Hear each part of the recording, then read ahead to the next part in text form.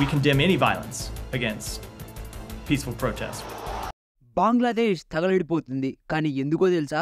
Job Kotas మాకు వద్దు అని అక్కడి విద్యార్థులు గొడవలు చేస్తున్నారు. ఇండియాలో ఉండే మనకి ఇది ఖచ్చితంగా వింతగానే అనిపించవచ్చు. పూర్తి కథనంలోకి వెళ్లిపోయే ముందు మేకింగ్ సెన్స్ తెలుగు ఛానల్ కి కొత్తగా వచ్చినట్లయితే ఖచ్చితంగా సబ్స్క్రైబ్ చేసుకోండి. ఎందుకంటే ఇక్కడ మేము ప్రపంచ వార్తా విశేషాలు తెలియజేయడంతో పాటు వాటి తాలూకు భారత కోణాన్ని చర్చిస్తాం. అంతేకాకుండా ప్రపంచంలోని వింతల్ని విశేషాల్ని మీ దాకా తీసుకొస్తాం. సో మరి సబ్స్క్రైబ్ చేసేసుకున్నారా? చేసేసుకోండి. ఇక్కడ మీరు ఖర్చు పెట్టే ప్రతి క్షణానికి మాది పూచి. ఇంకా పూర్తి కథనంలోకి వెళ్లిపోతే ఇప్పటికే 32 ప్రొటెస్టర్స్ చనిపోయారు. 500కు పైగా తీవ్ర గాయాల పాలయ్యారు. బంగ్లాదేశ్ లో పరిస్థితి చేజారిపోయింది. సెక్యూరిటీ ఫోర్సెస్ స్టూడెంట్స్ ని కంట్రోల్ చేయడానికి టియర్ గ్యాస్, రబ్బర్ బుల్లెట్లు వాడాల్సిన పరిస్థితి. ప్రైమ్ మినిస్టర్ షేక్ హసీనా మంతనాలు జరిపే ప్రయత్నం చేశారు గానీ స్టూడెంట్స్ మాత్రం దానికి ఒప్పుకోవట్లేదు. వందలాది మంది స్టూడెంట్స్ రోడ్డుకెక్కారు. స్టేట్ టెలివిజన్ హెడ్ క్వార్టర్స్ కి నిప్పంటించారు. అందులో పనిచేసే వాళ్ళు అక్కడ ఇరుక్కుపోయారని తెలుస్తుంది. ఇంతటి బీభత్సం జరగడానికి గల కారణం గవర్నమెంట్ జాబ్స్ లో రిజర్వేషన్. బంగ్లాదేశ్ ప్రభుత్వం అంతకుముందు 1971లో బంగ్లాదేశ్ విముక్తి కోసం పోరాడిన స్వాతంత్ర సమర యోధులకు, వాళ్ళ కొడుకులకు, మనవళ్లకు గవర్నమెంట్ జాబ్స్ లో 30% రిజర్వేషన్ ప్రొవైడ్ చేసేది. 2018లో ఈ కోటా వల్ల తమకి అన్యాయం జరుగుతుందని విద్యార్థులు నినాదాలు చేపట్టడంతో ఈ కోటాని అప్పుడు తీసేశారు. కానీ రీసెంట్ గా ఢాకా హైకోర్టు ఈ కోటాని తిరిగి తీసుకురావాలని ఆర్డర్ పాస్ చేసింది. దీంతో విద్యార్థులు మళ్లీ రోడ్డుకెక్కారు. మొదట్లో షేక్ హసీనా దీన్ని పెద్దగా సీరియస్ గా తీసుకోలేదు.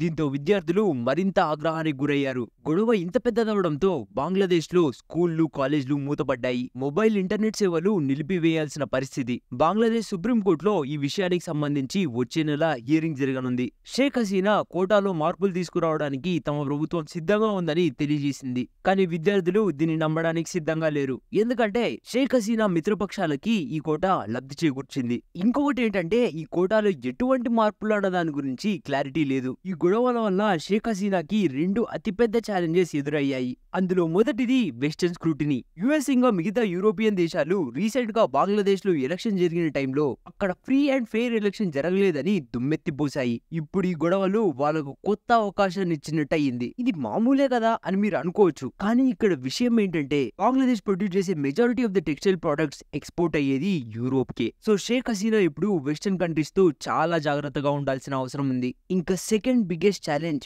బంగ్లాదేశ్ లోనే ఉంది. బంగ్లాదేశ్ లో ఎప్పుడు ఏవో ఒక పబ్లిక్ ప్రొటెస్ట్ జరుగుతూనే ఉంటాయి. 2010లో గవర్నమెంట్ వర్కర్స్ ప్రొటెస్ట్, 2013లో షాబాద్ ప్రొటెస్ట్. ఈ ప్రొటెస్ట్ ఎందుకు జరిగిందంటే అప్పుడు ఒక వార్ క్రిమినల్ కి డెత్ సెంటెన్స్ విధించాలని అక్కడి ప్రజలు ఈ ప్రొటెస్ట్ ని చేపట్టారు. అండ్ నెక్స్ట్ అదే సంవత్సరంలో రాణా ప్లాజా ప్రొటెస్ట్ జరిగింది. అప్పుడు జరిగింది ఏంటంటే ఒక ఫ్యాక్టరీ కుప్పకూలడంతో 1000 మంది ఉద్యోగులు చనిపోయారు. మళ్ళీ 2018లో రోడ్ సేఫ్టీకి సంబంధించి గొడవలు. అదే సంవత్సరం 30% కోటాకు సంబంధించి మళ్ళీ ప్రొటెస్టులు. ఇంకా 2022లో అక్కడి ప్రతిపక్షం పెద్ద ర్యాలీస్ ని ఆర్గనైజ్ చేసింది. ఎందుకో గెస్ట్ చేయండి, షేక్ హసీనా తన ప్రధాని పదవికి రిజైన్ చేయాలని. సో దీన్ని బట్టి చూస్తే బంగ్లాదేశ్ లో అల్లర్లు రీసెంట్ టైమ్స్ లో కామన్ గా మారిపోయాయి. కానీ ఎందుకింత ఫ్రీక్వెంట్ గా బంగ్లాదేశ్ లో అల్లర్లు జరుగుతున్నాయి? ఒక్కటైతే క్లియర్ గా అర్థమవుతుంది. అదేంటంటే బంగ్లాదేశ్ లో ప్రజలు తమ ప్రభుత్వంతో సంతృప్తిగా లేరు అని. ఇంకొక రీజన్ ఏంటంటే బంగ్లాదేశ్ లో రాజకీయ నేపథ్యమే ఇలాంటి అల్లర్లను సృష్టించడం అవ్వడం. షేక్ హసీనా 2009 నుంచి పవర్ లో ఉన్నారు. అప్పటి నుంచి అపోజిషన్ లీడర్స్ పై అణచివేత చర్యలు చేస్తూనే ఉన్నారు. ఎలక్షన్లలో వీళ్ళు గెలవట్లేదు. సో ఏం చేస్తారు? రోడ్ల మీదకి ఎక్కుతున్నారు. గతంలో షేక్ హసీనా ఎన్నో గొడవలను అణచివేసినా సరే ఈసారి మాత్రం చాలా జాగ్రత్తగా ఉండాల్సిన అవసరం ఉంది. ఎందుకంటే అక్కడ కోటాలు మాత్రమే సమస్య కాదు, ధరల పెరుగుదల కూడా. ప్రస్తుతం బంగ్లాదేశ్ లో ఇన్ఫ్లేషన్ 10% వైపుగా దూసుకు వెళ్తుంది. ప్రస్తుతం ప్రభుత్వం మీద ఉన్న ప్రజా వ్యతిరేకతకు ఈ అంశం ఎప్పుడైనా ఆజ్యం పోయొచ్చు. ఇది భారతదేశాన్ని సైతం ఇబ్బంది పెట్టే విషయం. ఈ రోజు బంగ్లాదేశ్ అనే దేశం ఒకటి ఉందంటే దానికి కారణం భారతదేశమే. బంగ్లాదేశ్ తో భారతదేశానికి అంత గొప్ప సంబంధాలున్నాయి. భారత విదేశాంగ శాఖ ప్రస్తుతానికి ఈ గొడవలకు సంబంధించి స్పందిస్తూ ఇది బంగ్లాదేశ్ అంతర్గత విషయం అని చెప్తూ స్పందించాయి. బంగ్లాదేశ్ కి వెళ్లే వాళ్ళు ఎవరైనా ఉంటే వెళ్లొద్దని ట్రావెల్ అడ్వైజరీని ఇష్యూ చేశాయి. త్వరలోనే ఈ గొడవలు ముగుస్తాయని భారతదేశం ఆశిస్తూ ఉండొచ్చు.